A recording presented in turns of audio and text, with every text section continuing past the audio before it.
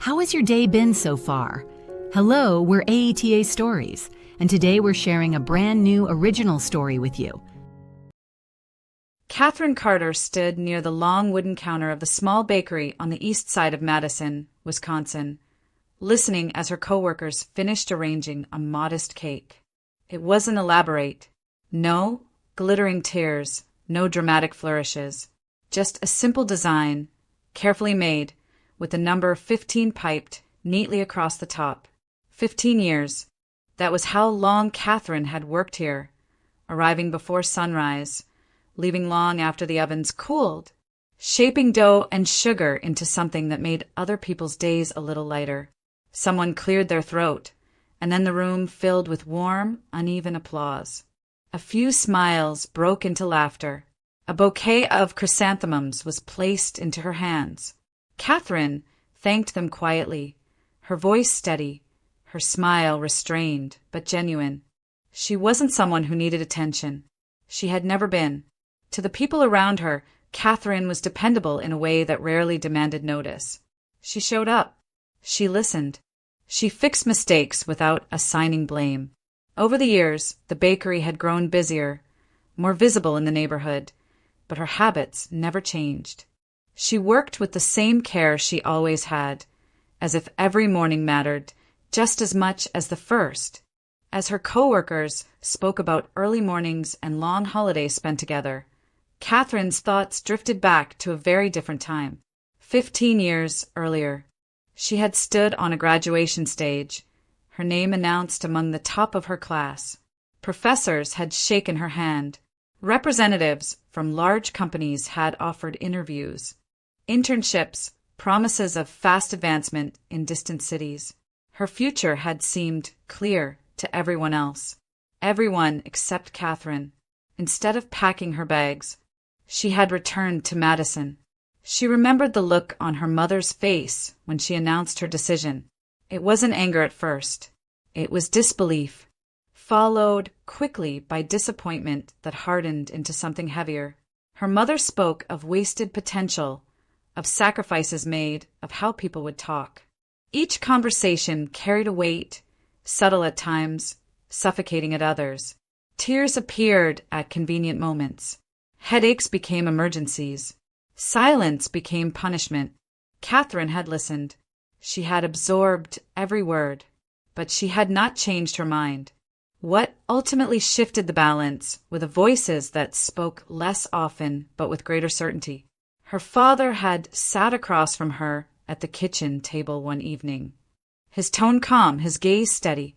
He told her that a life chosen to impress others rarely belonged to the person living it. Her grandparents had agreed, their support quiet but unshakable. They reminded her that work done with purpose carried dignity, no matter how small it looked from the outside. With that, Catherine made her choice and did not look back. The bakery had not been glamorous. In the beginning, it was little more than a narrow space with aging equipment and uncertain foot traffic. She had started at the lowest position, learning routines, cleaning surfaces, following instructions. Yet something about the rhythm of the work settled her. The early hours, the repetition, the focus required to get things right. Over time, responsibility found her naturally, then trust, then respect. Years passed. The bakery became known beyond the neighborhood. Catherine moved from assistant to lead, and later into a quiet leadership role that suited her. She trained others patiently. She shared credit freely. Conflicts rarely lingered around her, not because she avoided them, but because she handled them without ego. Standing there now, cake cooling on the counter behind her, Catherine felt no need to justify the path she had taken. She had built a life measured not by titles or distance traveled, but by steadiness, by the knowledge that each day she had chosen where she stood. And that choice, made once and honored every morning since, had shaped everything that followed. Brian Carter had always known where he wanted to go. He spoke in plans and timelines, in promotions not yet earned and doors not yet opened. From the beginning, his ambition shaped the way he moved through the world, efficient, forward-facing, rarely pausing to consider what was left behind. To outsiders, he appeared disciplined and reliable. To Catherine, he often felt distant, as if part of him were always already somewhere else. They met during a period when Catherine's life seemed steady and predictable. Brian admired that steadiness, or at least the way it reflected on him. She was accomplished, well-regarded, uncontroversial. She fit easily into the image he was building for himself. When he proposed, the gesture was neat and timely, as though it had been penciled into a schedule and checked off. In the weeks before the wedding, Catherine's grandmother watched quietly. She did not criticize or interfere. She simply asked questions that lingered longer than they should have. Whether Catherine felt heard, whether she felt safe, whether silence ever felt heavier than disagreement. Catherine answered politely, brushing the questions aside. She told herself that caution was simply her grandmother's nature, that not every love announced itself loudly. On the morning of the ceremony, her grandmother held her hands for a moment longer than necessary. Her voice was gentle, almost hesitant, as she reminded Catherine that peace was not the same as absence of conflict. Catherine smiled, kissed her cheek, and turned away. There were guests waiting. There was a life to begin. The marriage settled quickly into routine. They shared an apartment. They hosted dinners when it suited Brian's professional image. Friends described them as stable, reliable. Catherine handled the domestic details without complaint, fitting herself around Brian's schedule with practiced ease. He worked late often, traveled when needed, and spoke of his career as if it were a living thing that required constant attention. Children were discussed only in vague terms. Brian always found a reason to postpone the conversation. First, there were promotions to secure, then financial milestones, then timing that never seemed right. Catherine listened and nodded, telling herself that patience was reasonable, that not every life followed the same rhythm. What she could not explain, at least not at first, was the growing sense of distance. Brian rarely asked questions that went beyond logistics. He noticed outcomes, not effort. When Catherine spoke about her work, he responded with polite approval but little curiosity. There was no cruelty in him, no overt hostility, just a persistent absence that made her feel alone even when he sat across from her. Gradually, her body began to change. At first, it was easy to dismiss. Long days, early mornings, fatigue that sleep did not fully cure. Then came the dizziness, brief moments when the room tilted unexpectedly. There were days when her limbs felt heavy, her head clouded, her focus slipping without warning. She told no one. She adjusted as she always had. Brian noticed her slowing only insofar as it disrupted routine. He suggested vitamins, less stress, better planning.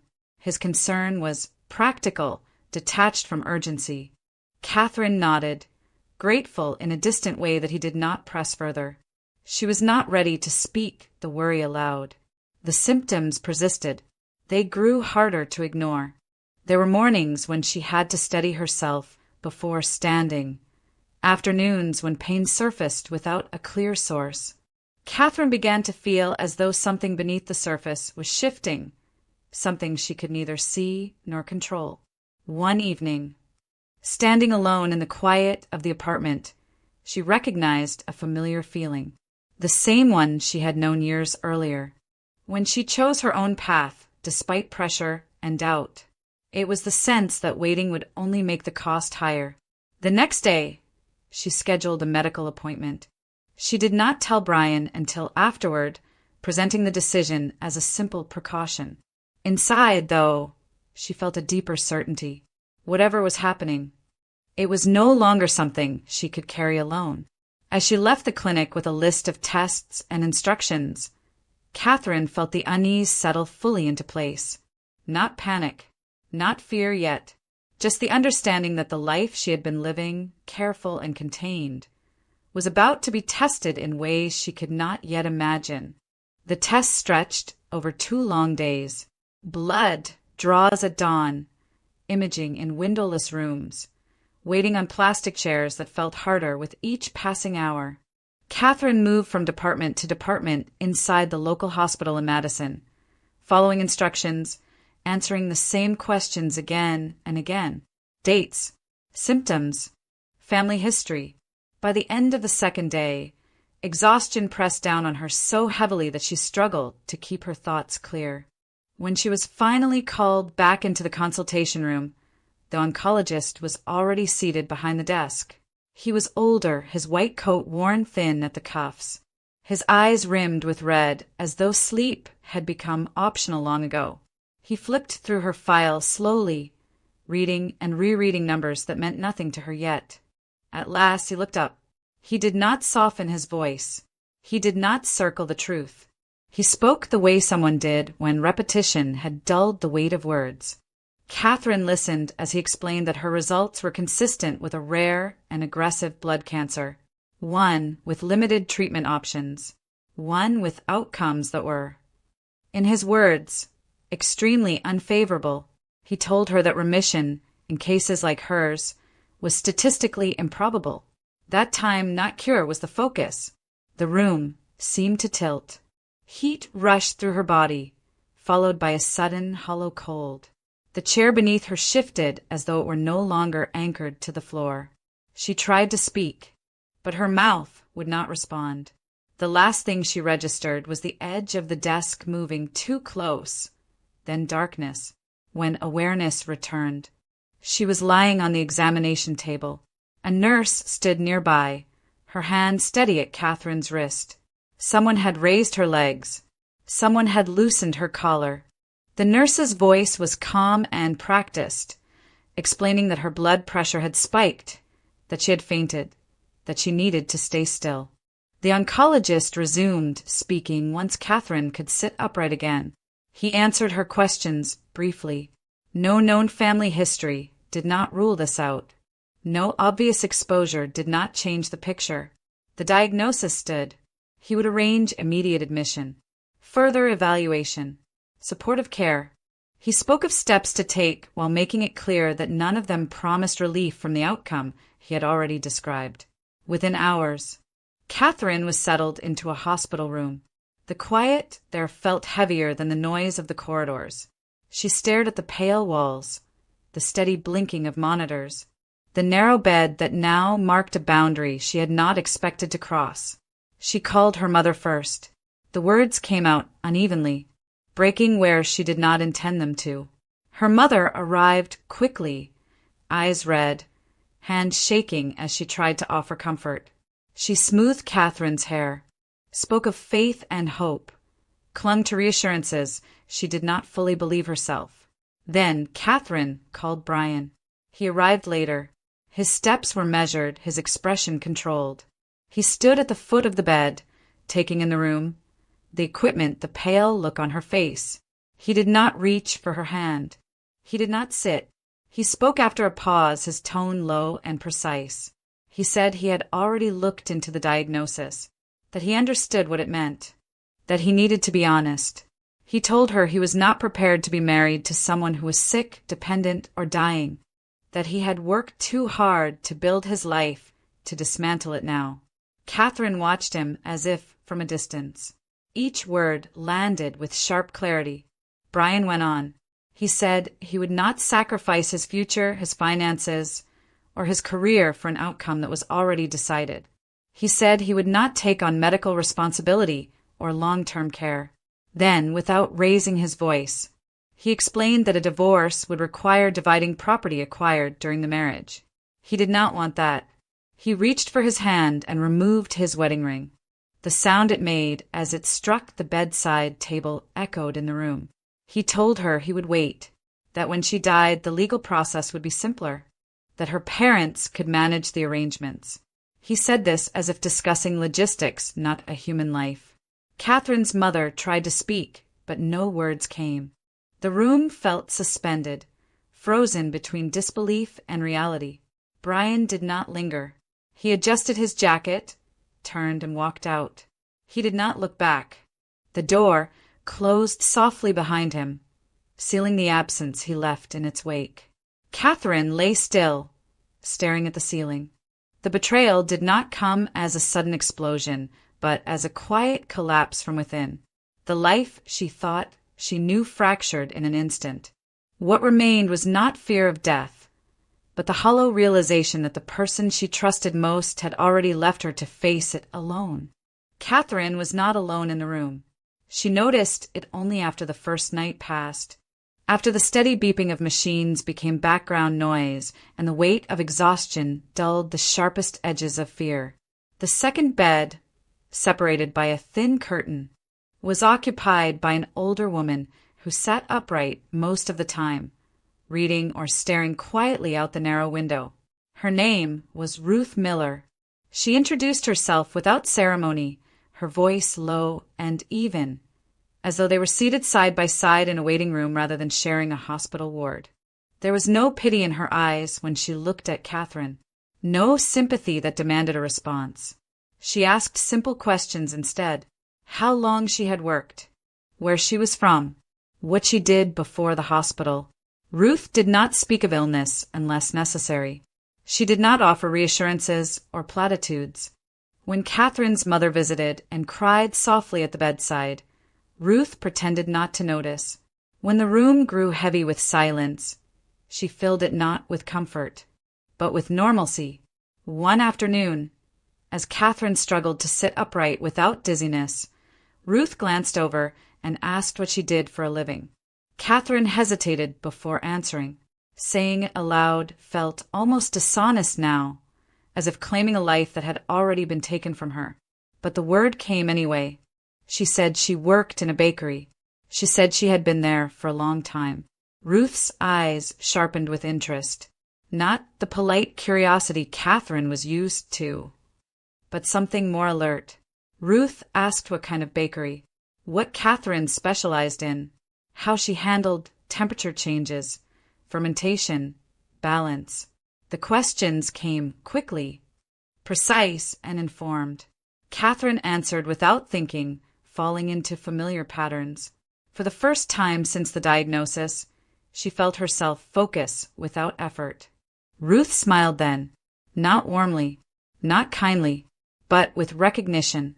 She said she had spent over 20 years as a head chef before retiring, that she had trained people who went on to run kitchens of their own, that she knew the difference between following recipes and understanding food. Catherine listened, surprised at how the woman spoke, without pride or exaggeration, just fact. The next evening, Ruth asked if Catherine wanted to learn something. It sounded absurd at first. They were in a hospital. Catherine could barely finish a meal. But Ruth insisted, explaining techniques verbally, breaking them down into concepts rather than instructions. Heat control, texture, timing, how food should feel, not just look. Catherine found herself listening intently, imagining movements, recalling scents and sounds. Hours passed without her noticing. Over the following days, these conversations became routine. Ruth taught, Catherine absorbed. There was no pressure to remember everything, no expectation of performance. The lessons were quiet, deliberate, almost meditative. They spoke of dishes Catherine had never made, of methods she had only read about, of mistakes Ruth had learned from decades earlier. Something inside Catherine shifted. The days were still hard. Her body remained weak. Fear lingered at the edges of her thoughts. But when Ruth spoke, Catherine felt herself step briefly outside the confines of the room. The world expanded again, if only in her mind. One evening, while Ruth slept, Catherine noticed a thin notebook lying open on the bedside table. It was old, the paper yellowed, the handwriting dense and slanted. She did not intend to read it, but one page lay folded back, a single paragraph visible. It was not a recipe. It read like a fragment of memory. Ruth had written about hiding something important in her apartment years earlier, during a time of upheaval. A cache she had created carefully, disguising it so thoroughly that even those closest to her would never find it by accident. There was no mention of what it contained, only the urgency of keeping it safe. Catherine closed the notebook gently and did not mention it. The next morning, Ruth watched her closely as she spoke, her gaze thoughtful. She said nothing about the note. She simply resumed their conversation as if nothing had been discovered. For Catherine, the effect was profound. In a place defined by endings, she had found a beginning. Not loud, not dramatic, just a quiet return to something essential. Through Ruth's presence, Catherine was learning again. And in learning, she was waking up. Ruth noticed the inconsistencies before Catherine did. It was not a single moment, but a series of small observations that refused to align with what the doctors had declared inevitable. Catherine slept without the restlessness Ruth had seen in terminal patients. Her appetite, though reduced, returned in quiet waves. Her focus sharpened during their conversations instead of fading. Even her blood pressure stabilized faster than expected. One afternoon, after a long stretch of silence, Ruth spoke plainly. She said that Catherine did not behave like someone at the end of life. There was no tremor in her voice, no dramatic emphasis, just certainty, formed from years spent watching bodies fail and recover in professional kitchens and hospital corridors alike. Ruth had seen sickness. She had also seen error. Catherine listened without hope, only mild confusion. The diagnosis had been delivered with authority. It had come with numbers and terms she could not challenge. Yet Ruth persisted. She said that medicine, like cooking, was shaped by both skill and limitation. That mistakes happened. That first impressions were not always final truths. That evening, Ruth made a call. She contacted an old acquaintance, a hematologist who worked at a specialized oncology center several hours away. A man known for caution rather than certainty. She did not embellish. She did not argue. She simply asked if he would look at Catherine's file. The response came quickly. He agreed to review everything. Within days, arrangements were made. Catherine was transferred for a comprehensive second evaluation. The process was thorough and unhurried. New blood work, advanced imaging, genetic markers, viral panels. Specialists spoke to one another behind closed doors, their conversations deliberate rather than rushed. Catherine waited. For the first time since entering the hospital, she waited without dread. When the lead physician finally sat across from her, his posture was different from the first oncologist's. He did not speak immediately. He studied her face, then her file, then spoke carefully, as if choosing words that would alter the course of a life. He told her that the original diagnosis was incorrect. What she had was a rare viral condition that mimicked the clinical presentation of aggressive blood cancer. The markers overlapped. The symptoms aligned closely enough to mislead. But the disease followed a different path. One that could be treated. One that did not carry a death sentence.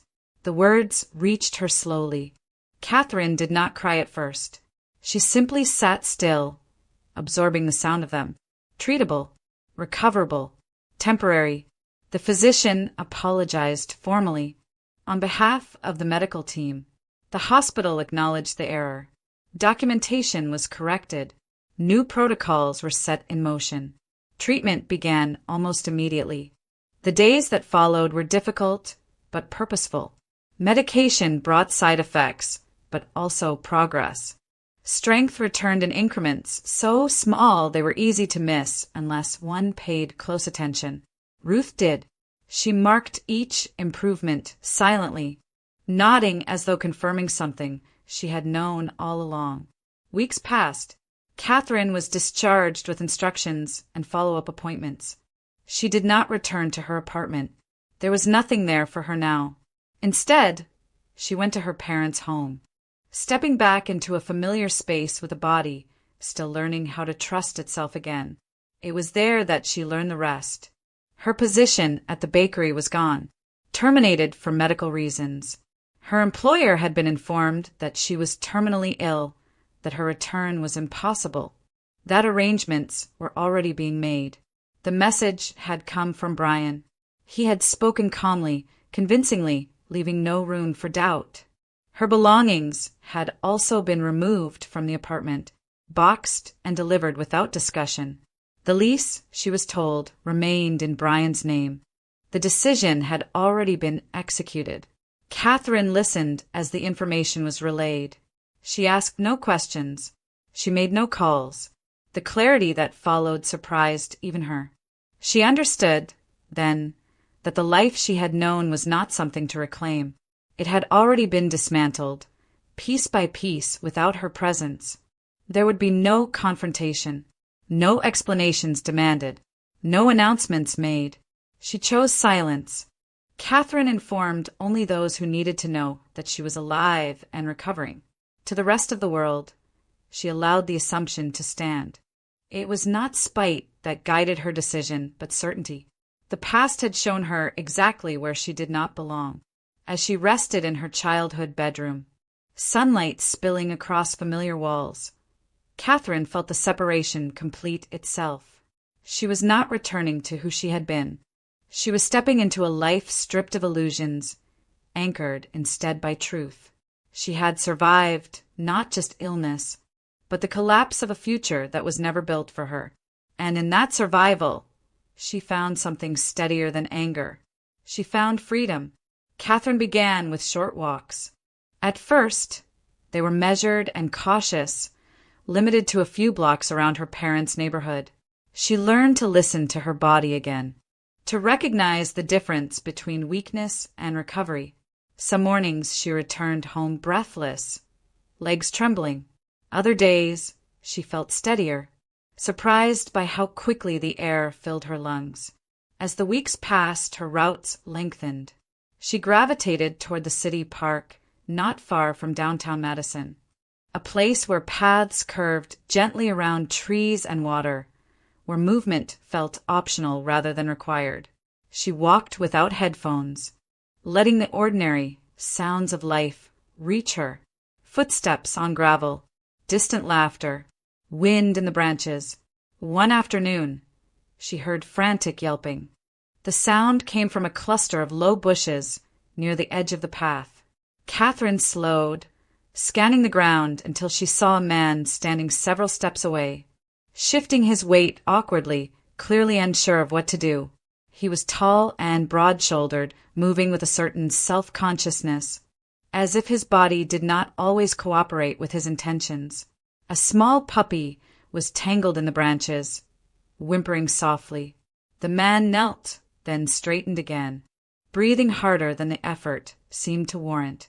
He tried to reach in, withdrew his hand, and muttered something under his breath. When he noticed Catherine approaching, his expression flickered with embarrassment. She offered help without hesitation. They worked together instinctively. Catherine parted the branches while he steadied them, holding them back just enough for her to reach inside. The puppy squirmed, frightened but unharmed. Moments later, it was free, cradled against Catherine's chest, its small heart beating rapidly beneath her hand. The man exhaled a laugh that sounded more like relief than humor. He introduced himself as Jacob Miller. His voice was gentle, his manner unguarded. He thanked Catherine with a sincerity that did not overreach. There was no awkwardness beyond the natural sort that came with strangers meeting unexpectedly. No assessment, no curiosity disguised as charm. They talked as the puppy calmed. Jacob explained that he worked in technology, running a small startup with a handful of people.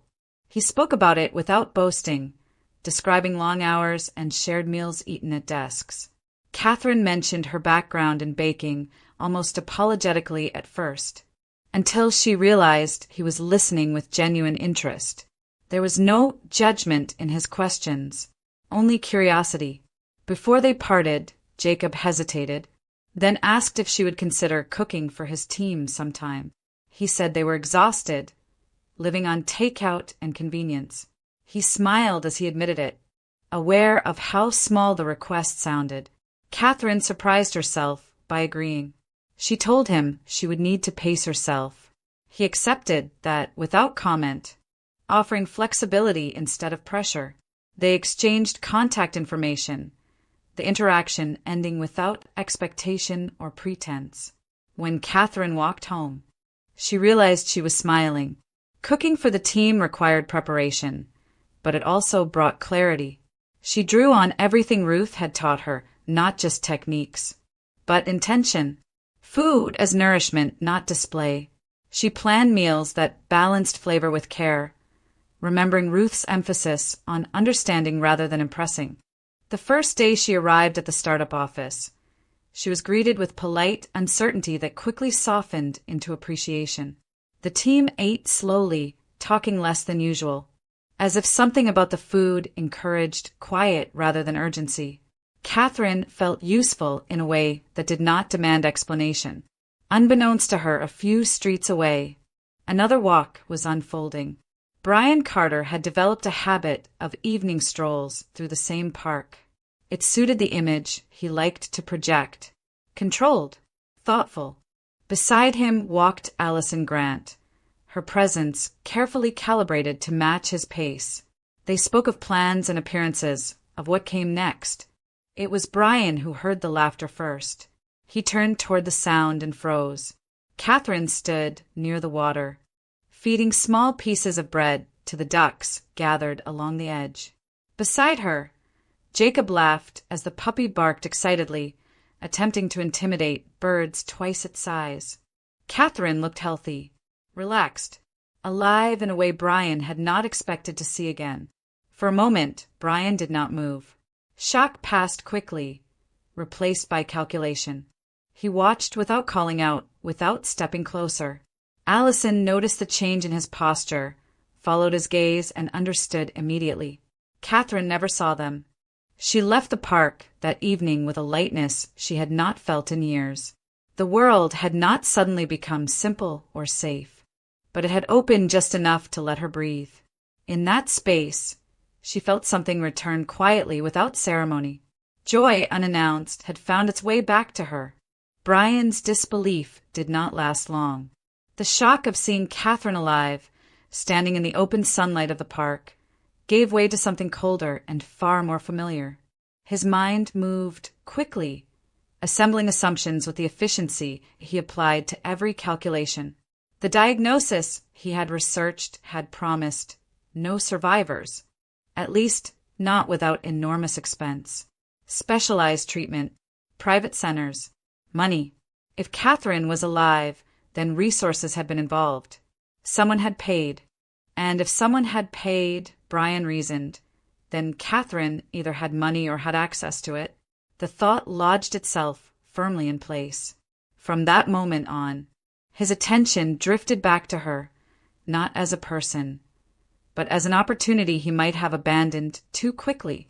He replayed the past months with growing irritation, convincing himself that he had been misled, that she had withheld information, that she owed him clarity if not explanation.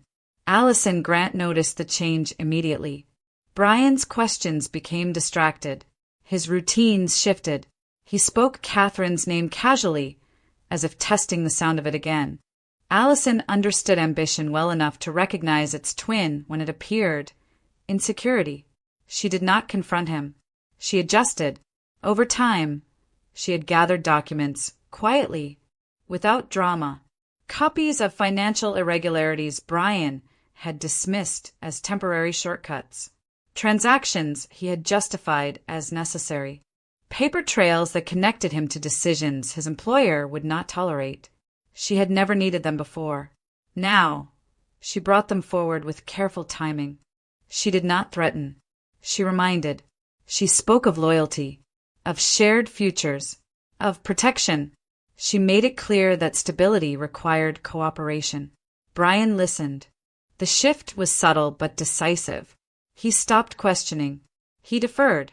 His independence narrowed until his sense of security rested firmly in Allison's hands. Meanwhile, Catherine continued to rebuild her life without reference to him. Volunteering at a shelter kitchen began as an extension of habit. She knew food. She knew how to organize a space quickly and efficiently. The work was demanding but honest, the kind that left no room for pretense. She moved among volunteers, quietly, directing where needed, never announcing herself. It was there, amid the clatter of trays and the low hum of conversation, that she encountered Brian again. He stood near the entrance, hands clasped as if uncertain where to place them. The room felt smaller the moment she noticed him. But Catherine did not stop what she was doing. She finished plating, wiped her hands, and turned to face him only when necessary. Brian spoke first, his voice carefully neutral. He said her name as though it were a question. Catherine met his gaze without surprise. There was no anger in her expression, no fear, only distance. She acknowledged him politely, asked if he needed assistance, and waited. He attempted to speak of concern, of misunderstanding, of relief at seeing her well. The words sounded rehearsed, disconnected from their meaning. Catherine listened without interrupting, her attention already shifting back to the task at hand. When he finished, she responded simply. She told him that this was not the time or place, that her life had moved forward, that whatever he was searching for, it was no longer with her. Her tone remained even, devoid of accusation or invitation. Then she turned away. Brian stood alone, the conversation already over. Later that week, Catherine met Samuel Miller. He arrived at the shelter with his young daughter, moving cautiously through the room as though unsure of his welcome. He was quiet, reserved, his attention divided between his surroundings and the child at his side. The girl clung to him at first, watching others with wary curiosity. Samuel spoke little at first. He volunteered for practical tasks, listened more than he talked. Catherine noticed his competence immediately, the way he repaired a faulty outlet without drawing attention, the way he navigated the space without intrusion. Over time, she learned who he was. Samuel was Ruth Miller's son, estranged for years. Their separation had not been marked by a single argument, but by silence that had grown too large to cross easily. He worked where he could, avoided conflict, focused his energy on his daughter. His presence carried the weight of unfinished history. Catherine watched him interact with the child, saw the patience in his movements, the care he took to shield her from discomfort. The contrast between this quiet responsibility and the choices Brian had made was stark. In these moments, the difference between decay and strength became unmistakable. Brian continued to unravel under Allison's control, mistaking dependence for partnership. Catherine, by contrast, built quietly, piece by piece, without spectacle. She resisted not through confrontation, but through absence, through the steady refusal to be pulled backward into a life she had already outgrown. The paths before them had diverged completely. One narrowed by greed and fear, the other widened by restraint and resolve. And Catherine did not look back. The idea of the hidden cache stayed with Catherine long after Ruth first mentioned it. At first, she dismissed it as a fragment of memory, something shaped by time and pain rather than fact. But as Ruth's health stabilized and conversations deepened, the story returned with quiet insistence. Ruth spoke of an apartment she had once shared with a man she no longer named, of years marked by control, erasure, and a theft that had never been repaired. When Catherine finally asked if the cache was real, Ruth did not hesitate. She said it was. She said she had hidden it carefully during the final months before leaving. She said it contained proof of what had been taken from her. And she said she no longer had the strength to look for it herself. That was how Catherine found herself standing in Ruth's old apartment with Jacob and Samuel. The space was smaller than Catherine had imagined, shaped by the utilitarian efficiency of an older building. The furniture was dated. The walls bore faint outlines where pictures had once hung. Samuel moved through the rooms with visible tension, every step measured. This was his childhood home, preserved in fragments he had never meant to revisit. They searched methodically. Drawers were emptied, Cabinets opened. Loose floorboards checked. Jacob approached the task with quiet focus, while Catherine followed Ruth's descriptions as closely as possible. Samuel lingered near the edges at first, watching, then slowly joining in. Hours passed without success. Fatigue crept in, accompanied by doubt. Jacob suggested they take a break. Catherine was about to agree when Samuel stopped in the narrow hallway, his hand resting against the wall.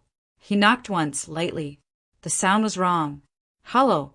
They worked together then, removing a section of the lower wall paneling that had been disguised to blend seamlessly with the rest. Behind it was a narrow cavity, sealed and untouched.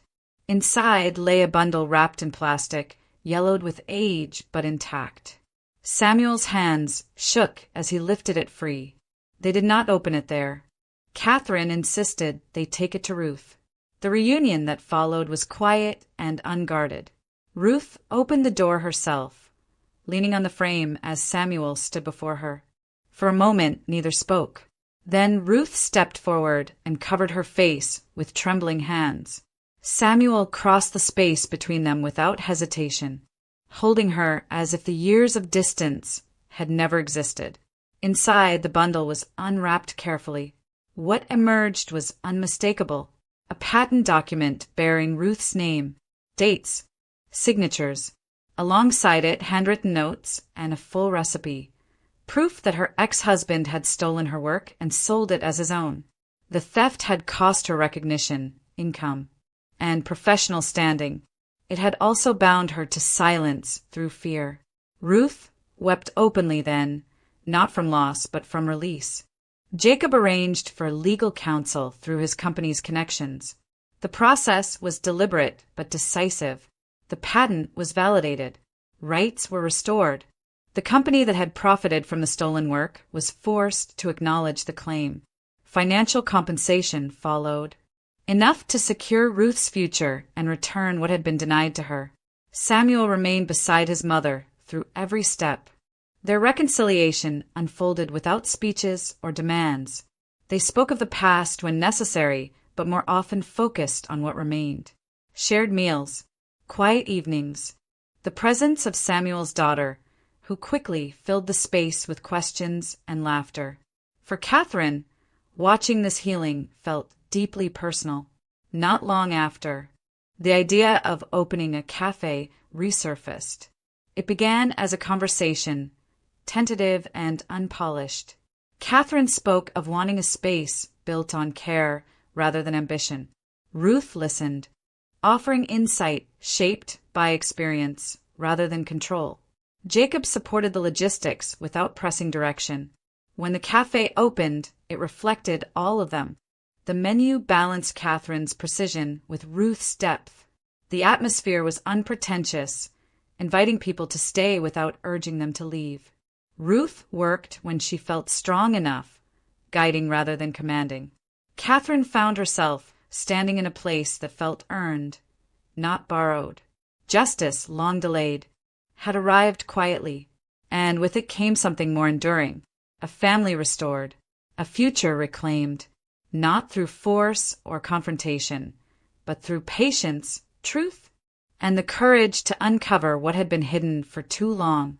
Allison Grant learned she was pregnant on a gray Tuesday morning, sitting alone in a private clinic while the hum of fluorescent lights filled the silence. The news did not bring relief or joy. It brought calculation. She rehearsed the conversation before it happened, already sensing how it would end. Brian's reaction confirmed it. He listened without interrupting, his face unreadable, then asked practical questions that had nothing to do with her health. Timing, optics, complications. When Allison said she intended to keep the child, his tone cooled further. He spoke of inconvenience, of risk to his career, of how a pregnancy would complicate things. He suggested termination as if it were a scheduling adjustment. Allison refused. From that moment, the distance between them widened into something unbridgeable. Brian became increasingly absent, irritable, dismissive. When Allison's pregnancy developed complications and doctors ordered strict rest, he treated the instruction as an annoyance. And when premature labor began, sudden, painful, and frightening, Brian did not come. He claimed urgent meetings. He sent a brief text. He never showed up. Alone in the hospital, Allison endured the hours that followed with a clarity that hurt more than the physical pain. As doctors worked to stabilize her and the baby, she understood the truth she had avoided. Brian did not abandon people because of circumstances. He abandoned them because he could. Recovery gave her time to think. Allison had long known about Brian's off-book dealings, the falsified invoices, the quiet siphoning of funds from projects that relied on trust rather than scrutiny. At the time, she had treated that knowledge as leverage. Now it became something else. Responsibility. She gathered what she had. Documents, copies, records she had kept for her own protection. And when she was discharged, she made a decision she did not announce. She handed the evidence over. While consequences began moving quietly into place, Brian turned his attention back to Catherine. Seeing her alive and thriving had unsettled him more than he admitted. He convinced himself that her success had to be built on money she had hidden. He told himself that whatever she had gained should have been his. That belief hardened into fixation. Late one evening, after closing, Brian slipped into Catherine's cafe through a side entrance he knew from earlier visits. The space was empty, calm, and warm in a way that made him uncomfortable. He planted a small listening device beneath a desk in the back office, careful and methodical, as if he were restoring order rather than violating it. He waited. Catherine noticed the device the next morning. Jacob found it first, flagged by an alert from the cafe's security system. Catherine listened without surprise. She understood Brian's pattern too well to feel shocked. Instead of removing the device immediately, she chose to act. She staged a conversation. In the back office, within range of the device, Catherine spoke calmly about a supposed inheritance, money left to her by a distant relative, newly accessed, substantial enough to change everything. She expressed concern about keeping it quiet, about avoiding claims or interference, about protecting her investment plans. The words were chosen carefully. Brian took the bait. He arrived at the cafe unannounced that afternoon, his composure already cracked. The space was full, customers, staff, and familiar faces. Catherine's mother-in-law, Margaret Carter, sat near the window, invited earlier under the pretense of a family meeting. Allison was there too, pale but steady, her presence deliberate. Brian confronted Catherine loudly. He demanded explanations, accused her of deceit, claimed entitlement. His voice rose with every sentence, revealing more than he intended. He spoke of money that was not his, of waiting, of what he had planned to take. The room went quiet. Margaret stood slowly, her expression rigid with something colder than anger. She listened until Brian finished, until he realized he had no control left to regain. When she spoke, her voice carried. She said she had heard enough. She said she had watched him choose ambition over decency again and again. She said that any man capable of abandoning a wife in a hospital room and a pregnant partner in labor did not deserve to call himself her son. Then she told him what he had already lost. Her will had been revised, assets redirected, everything intended for him now secured for his child instead. Brian reached for protest, but there was nothing left to argue. Allison stepped forward next. She said nothing dramatic. She simply placed a folder on the table. Copies of documents, evidence already submitted. Brian recognized them instantly. His face drained of color as understanding caught up to him. Within weeks, the legal consequences unfolded. Investigations were opened, accounts frozen. Brian was suspended, then dismissed. Charges followed, methodical and unrelenting. The narrative he had built for himself collapsed under its own weight. Catherine watched from a distance. She did not attend hearings. She did not comment publicly. Her role was finished. What remained was not revenge, but resolution. Karma had arrived not as spectacle, but as exposure. And nothing Brian had built survived the light. The investigation into Brian Carter moved forward without drama, but with precision. Accounts were audited. Contracts were reviewed. Statements were taken. What had once been whispered behind closed doors now existed in official language. Dates, signatures, intent. Brian attended hearings with a posture that suggested endurance rather than remorse. The outcome was not swift, but it was inevitable. Prosecution followed procedure, and the future he had built on shortcuts and entitlement dissolved into consequences he could not negotiate away. Margaret Carter did not visit him. Her attention turned instead to Allison and the child. Support was offered quietly. Medical care, housing, stability. There were no public reconciliations or forced forgiveness. Only a steady commitment to ensuring that the next generation would not inherit the same patterns. Allison accepted the help without pride or shame. Motherhood had clarified her priorities in a way nothing else ever had. Catherine watched these developments from a distance. Her life had grown full in a way that left little room for retrospection. The cafe became a living space rather than a project, busy mornings, familiar faces, the rhythm of work that felt honest. Samuel proved invaluable, not only for his practical skills, but for his consistency.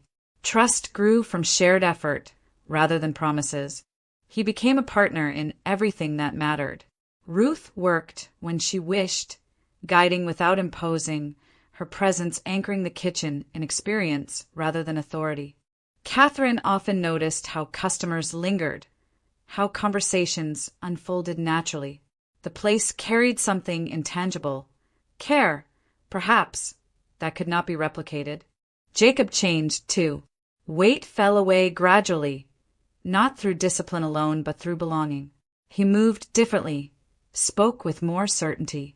The awkward pauses that once defined him softened into thoughtfulness. Success had always followed him. Confidence had not. Now, surrounded by people who valued him without expectation, he grew into himself. The proposal did not come with spectacle.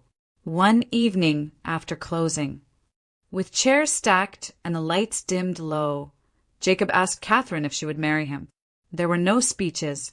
She said yes without hesitation. They married at the cafe weeks later.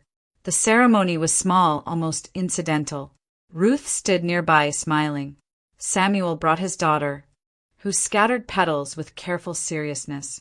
Margaret attended quietly, offering congratulations without reclaiming space. There was laughter. There was food prepared by hands that understood one another. No one spoke of the past. It was not forgotten. It was simply no longer central. Catherine stood behind the counter later that night, watching Jacob talk with guests, watching the life they had built settle into place. She felt no triumph, no desire to revisit what had been taken from her. What remained was enough. Dignity had not come from winning. It had come from choosing herself when it mattered most. For those listening, the truth of her story rested there. You are not defined by who abandons you at your weakest. Silence, chosen deliberately, can be a form of power. Healing does not require revenge, only clarity and courage. And perhaps the question to carry forward is a simple one. Where would you have drawn the line?